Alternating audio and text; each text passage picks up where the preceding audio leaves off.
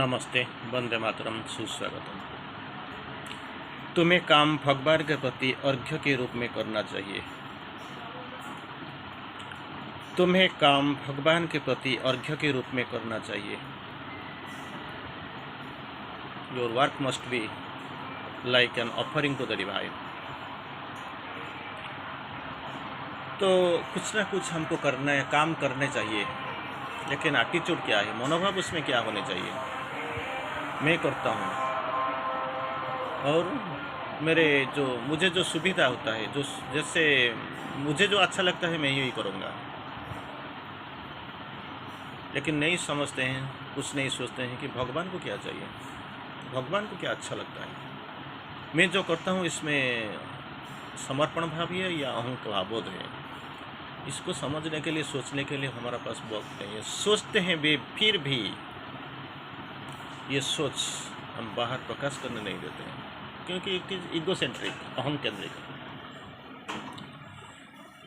जब हम सोचते हैं कि काम हम करते हैं, मेरा काम है, हमारा काम है, तो प्रॉब्लम स्टार्ट हो जाता है। समस्या, झगड़ा, लड़ाई, ईगो, अहंकार, जिलसी, ईर्ष्या, ये सब शुरू हो जाता है।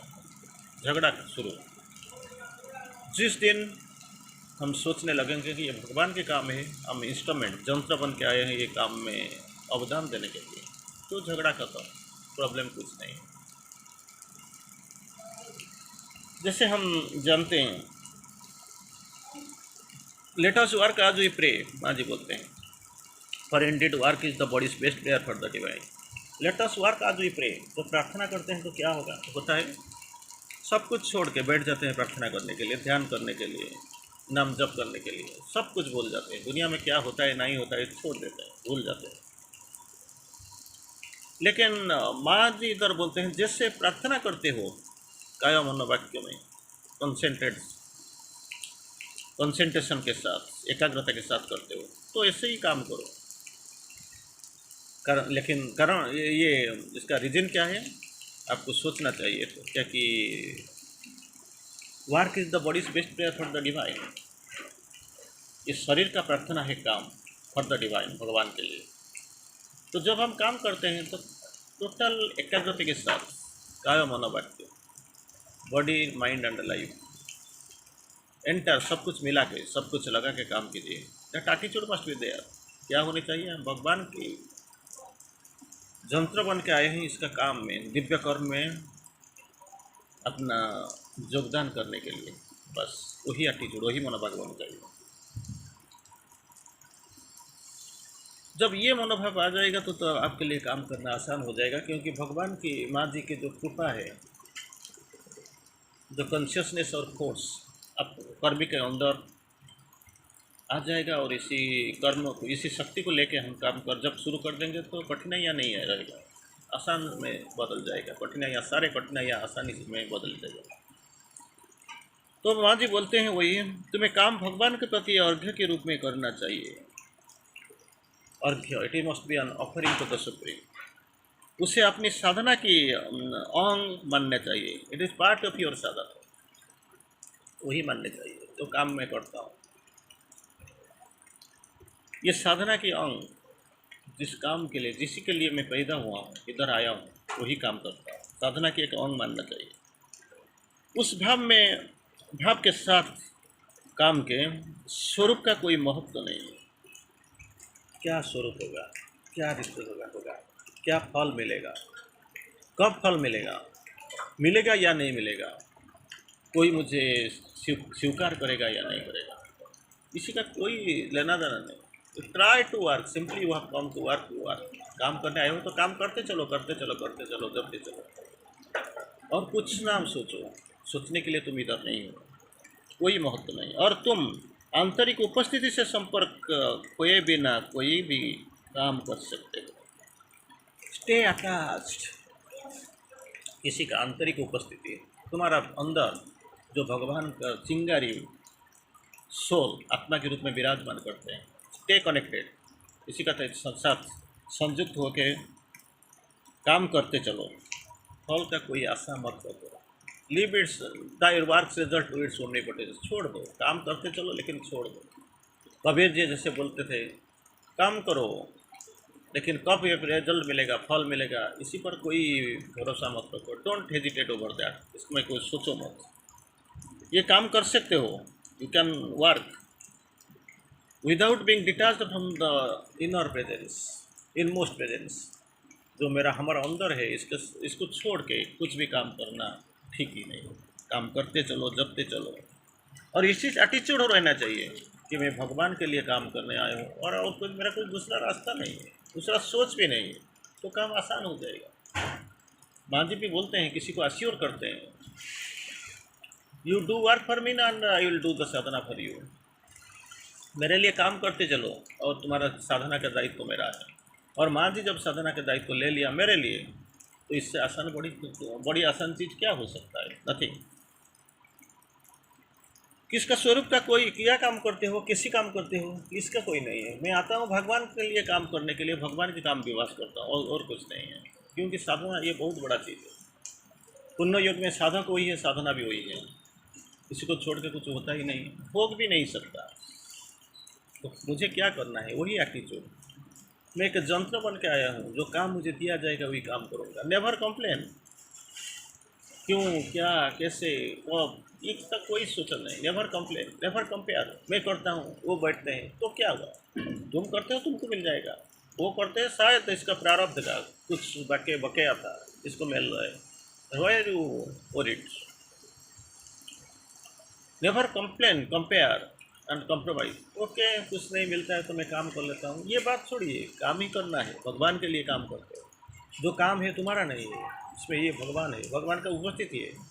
और तुम्हारा अंदर जो प्रेरणा आता है वो भगवान से आता है। जो काम करते हो,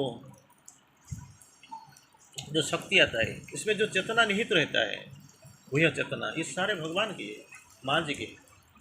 ये सोच के साथ काम करोगे तो आपका जाना आना सब कुछ मतलब सुलभ हो जाएगा, सुगम हो जाएगा।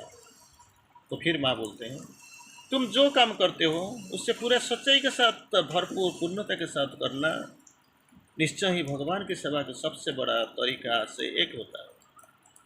भगवान की सेवा हम कैसे करते हैं, यह हमको सही तरह मालूम नहीं है।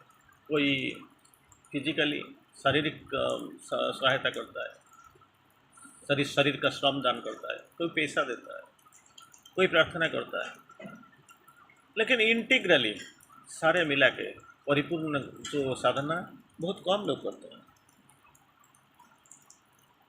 और क्या होता है, जो काम करते हैं, जैसे एक बार एग्जाम्पल भी बहुत बार मैं दे चुका हूँ। किसी को आपने कॉन्ट्रैक्ट दे दिया, वो दिन रात को 9 बजे, 10 बजे, 11 बजे तक आपका काम करते हैं। सुबह 10 बजे आने चाहिए लोगों को, 9, साढ़े 9 बजे आने चाहिए मॉर्निंग, लेकिन क्या करते हैं, वो 7 बजे आकर शुरू कर देते हैं, रात को 10 बजे तक काम करते हैं, फिर जाते हैं वापस उठ के आ जाते हैं। क्योंकि ये लोगों को कॉन्ट्रैक्ट मिला, जितना जल्दी चाहूँ मैं कर सकूँ, और वो ख़त्म करने के बाद मुझे जल्दी पैसा मिल जाएगा, मैं चला जाऊँगा। लेकिन जब सोचूंगा तो मैं कॉन्ट्रैक्ट में लिया हूँ, तो हर दिन काम करता हूँ, डेली लेबर हूँ, तो जो काम 1 महीना में ख़त्म हो जाने चाहिए था, इसको शायद 6 महीने तक चलता रहेगा। और आप बिल्कुल विल गेट बोर्ड, विभ्रत बन जाएंगे और छोड़ के चले जाएंगे। लेकिन वही है, तुम जो काम करते हो इसे पूरे सच्चाई के साथ, भरपूर पूर्णता के साथ, दो चीज़ बोलते हैं, विथ ऑल ट्रूथफुलनेस। और with all truthfulness I am not cheating. किसी को एक काम मैंने दिया था, मैंने सोचा ये जितना काम है, जो जिस अंदाज से, जिस स्पीड से, तीव्रता के साथ करते हैं, मैंने सोचा जो काम देता हूँ वो रात को 7 बज जाएगा, 5 बजे वो निकलना चाहते हैं, लेकिन 7 बजे तक जो जितना काम दिया वो 7 बज जाएगा, तो शायद कुछ रह जाएगा। मैं चला गया, जब वापस आया तो देखा 3 बजे लोग छोड़ के चला गया। किसी चला गया, देखा तो वो काम ख़त्म करके 3 बजे चला गया। मैंने सोचा था काम 7 बजे तक चलता रहेगा। ऑर्डिनरीली 5 बजे, 5:30 बजे तक लोग काम करते हैं, 7 बजे तक काम मैंने दिया था, तो शायद क्या कि वो मुझे कुछ गलत इस्तेमाल ना करें, दे कैन चीट, प्रवंचना ना कर सकते। लेकिन मैंने जब 3 बजे घर वापस आया तो देखा वो ख़त्म हो गया, और काम भी ठीक से हुआ है। किससे? ये लोग सोचते हैं मुझे जाना है, तो मैं ये लोगों ने मान लिया, सोच लिया कि इतना ही काम मुझे करना है, और मेरा थोड़ा काम है उधर, तो मुझे जल्दी भी जाना है। तो अगर मैं काम ख़त्म करके चले जाऊँगा, मालिक का कोई प्रॉब्लम नहीं होगा। मालिक का कोई समस्या नहीं होगा, वो सोचेगा मेरा काम हो गया। और मैं अगर थोड़ा जल्दी पे कर दूंगा तो मेरा काम भी हो जाएगा, मैं इन टाइम सही समय तक मैं पहुंच जाऊंगा, तो काम खत्म करके चला गया। तो 5:30 बजे तक जो काम था ऑर्डिनरीली पेड लेबर, ये शायद इसको 1.5 डेज, 1.5 दिन या 2 दिन लगाने चाहिए था। लेकिन हाफ डे दिन में, दिन का एक आधा दिन में काम ख़त्म करके वो चला गया। मुझे भी ठीक सारा पता नहीं वो कितना बजे छोड़ के गया, लेकिन काम सही तरह काम करके चला गया। That is what the efficiency. लेकिन हर दिन उसी काम को 1.5 दिन 2 दिन लगाता था। इसी this is what mother says attitude. तुम जब काम करते हो उसे पूरे सच्चाई के साथ, भरपूर पूर्णता के साथ, बिल्कुल सच्चाई के साथ, with all your truthfulness and परिपूर्णता के साथ करना, निश्चय ही भगवान की सेवा। That is what attitude, that is what the service to the divine. तो यही काम है, दो ही चीज होना चाहिए। एक भरपूर उसे पूरी सच्चाई के साथ, with all the truthfulness, and second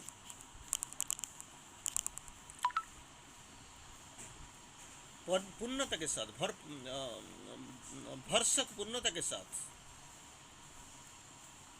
और निश्चय ये अगर ये दोनों के साथ, सच्चाई के साथ और पूर्णता के साथ करते हो, तो भगवान की सेवा के लिए, सेवा में सबसे अच्छे तरीका में से एक है। सबसे अच्छा तरीका, अच्छे तरीका से भी जितना जो अच्छा तरीका सोचते हो, ढूंढते हो, इसमें से एक ही हुए। तो माँ जी फिर और एक बार बोलना चाहते हैं। माँ जी बोलते हैं,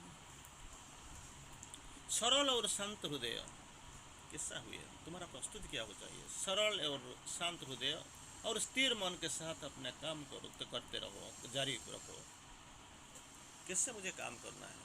आया ठीक है, मुझे करना है तो मैं चल जाता हूँ। एजिटेशन, इरिटेशन, डिसइंटरेस्ट, कोई इच्छा भी नहीं है, मेरे कोई मूड भी नहीं है काम करने से। सरल और शांत हृदय और स्थिर मन के साथ काम करते रहो।